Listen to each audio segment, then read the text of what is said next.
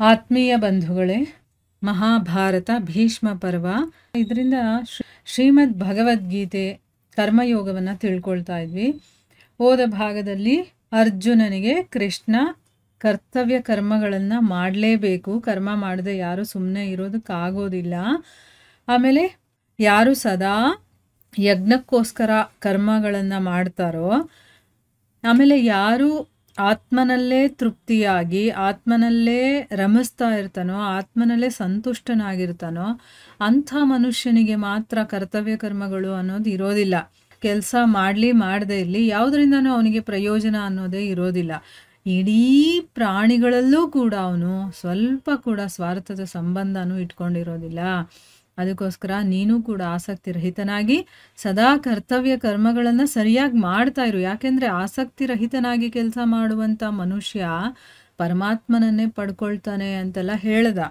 ಈಗ ಮುಂದುವರೆದು ಹೇಳ್ತಾನೆ, ಜನಕಾದಿ ಜ್ಞಾನಿ ಜನರು ಕೂಡ, ಈಗ ಜನಕ ಮಹಾರಾಜ, ಅವನು ಮಹಾರಾಜ, ಅವನು ತನ್ನ ಕರ್ತವ್ಯವನ್ನು ಮಾಡ್ತಾ ಇದ್ದ, ರಾಜನಾಗಿ ತನ್ನ ಕೆಲಸಗಳೇನಿದೆಯೋ ಅದನ್ನೆಲ್ಲ ಮಾಡ್ತಾ ಇದ್ನಲ್ಲ. ಅದೇ ರೀತಿ ಇನ್ನೂ ಬೇಕಾದಷ್ಟು ಜ್ಞಾನಿ ಜನರು, ಅಂದರೆ ಯಾರು ಜ್ಞಾನವನ್ನು ತತ್ವದಿಂದ ತಿಳ್ಕೊಂಡಿರ್ತಾನೋ ಅಂಥವ್ರೆಲ್ಲರೂ ಕೂಡ ಆಸಕ್ತಿ ರಹಿತರಾಗಿ ಕರ್ಮದ ಮೂಲಕ ಪರಮಸಿದ್ಧಿಯನ್ನು ಪಡೆದಿದ್ರು.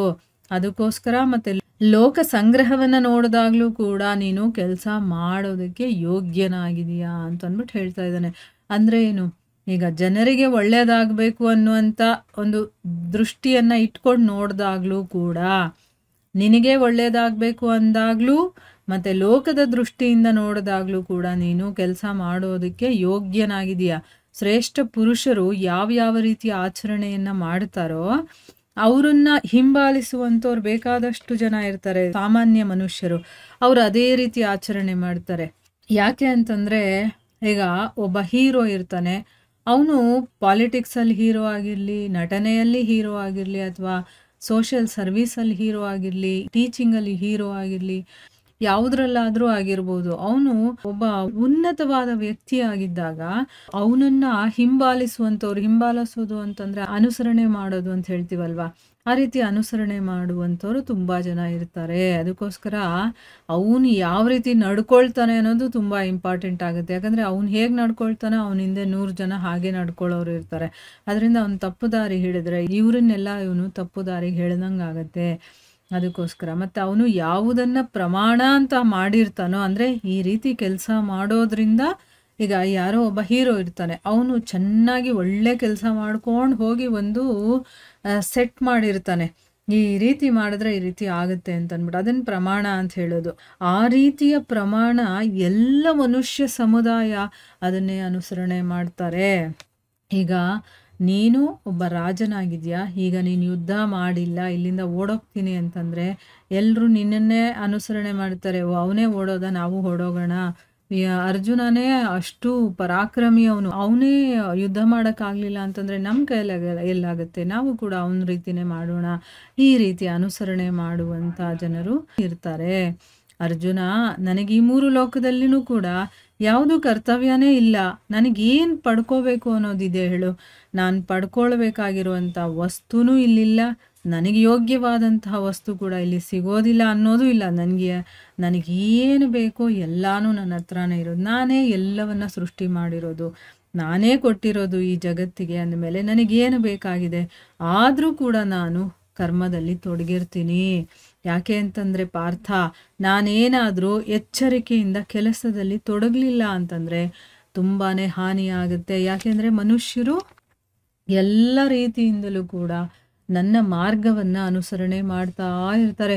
ನೋಡು, ಕೃಷ್ಣ ಅಂಥ ಒಂದು ಉತ್ತಮ ಪುರುಷ ಆಗಿದ್ರು, ಅವನೆಲ್ಲ ಕೆಲಸಗಳನ್ನು ಮಾಡ್ತಾನೆ. ಅವನು ನಾಮಜಪ ಮಾಡ್ತಾನೆ, ಬೆಳಗ್ಗೆ ಎದ್ದೊಳ್ತಾನೆ, ಧರ್ಮಗ್ರಂಥಗಳನ್ನು ಸತ್ಸಂಗಗಳನ್ನು ಮಾಡ್ತಾನೆ, ತನ್ನ ಕರ್ತವ್ಯಗಳನ್ನು ಮಾಡ್ತಾನೆ, ಹೆಂಡತಿಯರನ್ನು ನೋಡ್ಕೊಳ್ತಾನೆ, ಮಕ್ಕಳನ್ನು ಸಾಕ್ತಾನೆ, ಮನೆ ಕೆಲಸ ಮಾಡ್ತಾನೆ. ಈ ರೀತಿ ಪ್ರತಿಯೊಂದನ್ನು ಕೂಡ ಅನುಸರಣೆ ಮಾಡ್ತಿರ್ತಾರಲ್ಲ. ಅದಕ್ಕೋಸ್ಕರ ನಾನೇನಾದರೂ ಕರ್ಮ ಮಾಡಲಿಲ್ಲ ಅಂತಂದರೆ ಆ ಎಲ್ಲ ಮನುಷ್ಯರು ಕೂಡ ನಷ್ಟಭ್ರಷ್ಟರಾಗ್ಬಿಡ್ತಾರೆ. ಈಗ ಭಗವಂತ ಮಾಡುವಂಥ ನೆಸೆಸಿಟಿ ಇಲ್ಲ, ಆದರೆ ಅವ್ರಿಗೆ ಆ ತಿಳುವಳಿಕೆಯಲ್ಲಿರುತ್ತೆ. ಸೊ ಅವನೇ ಮಾಡಿಲ್ಲ, ನಾವ್ಯಾಕೆ ಮಾಡಬೇಕು ಅನ್ನೋ ರೀತಿ ಬಂದ್ಬಿಡುತ್ತೆ. ನಾನು ಕೂಡ ಕೃಷ್ಣನನ್ನೇ ಅನುಸರಣೆ ಮಾಡ್ತೀನಿ, ನಾನು ಸುಮ್ಮನೆ ಇರ್ತೀನಿ ಅಂತೆಲ್ಲ ಹೇಳ್ತಾರೆ. ಮತ್ತು ನಾನೇ ಸಂಕರಣೆಯನ್ನ ಅಂತಂದರೆ ವರ್ಣಸಂಕರ ಅಂತ ಹೇಳ್ತೀವಲ್ವ, ಅಂದರೆ ನಾನೇ ಅಲ್ಲಿ ಏನೋ ಒಂದು ತೊಂದರೆ ಮಾಡೋದು ಅಥವಾ ಇಡೀ ಪ್ರಜೆಗಳನ್ನು ನಾಶ ಮಾಡುವಂಥವ್ನು ನಾನೇ ಆಗ್ಬಿಡ್ತೀನಿ, ಅದಕ್ಕೋಸ್ಕರ ನಾನು ಕೆಲಸ ಮಾಡ್ತಾ ಇರ್ತೀನಿ. ಭರತ, ಕರ್ಮಗಳಲ್ಲಿ ಆಸಕ್ತರಾಗಿರುವಂಥ ಅಜ್ಞಾನಿ ಜನರು ಯಾವ ರೀತಿ ಕರ್ಮಗಳನ್ನು ಮಾಡ್ತಾರೋ, ಆಸಕ್ತಿ ರಹಿತನಾದ ವಿದ್ವಾಂಸನೂ ಕೂಡ ಅದೇ ರೀತಿ ಲೋಕ ಸಂಗ್ರಹ ಮಾಡೋದಕ್ಕೆ ಅವನು ಇಷ್ಟಪಡ್ತಾನೆ. ಅಂದರೆ ಏನು, ಈಗ ಇಬ್ಬರು ಕೆಲಸ ಮಾಡ್ತಾ ಇರ್ತಾರೆ, ಇಬ್ಬರಲ್ಲಿ ಎಷ್ಟು ಡಿಫ್ರೆನ್ಸ್ ಇರುತ್ತೆ ನೋಡಿ. ಒಬ್ಬ ವಿದ್ವಾಂಸ, ಇನ್ನೊಬ್ಬ ಅಜ್ಞಾನಿ.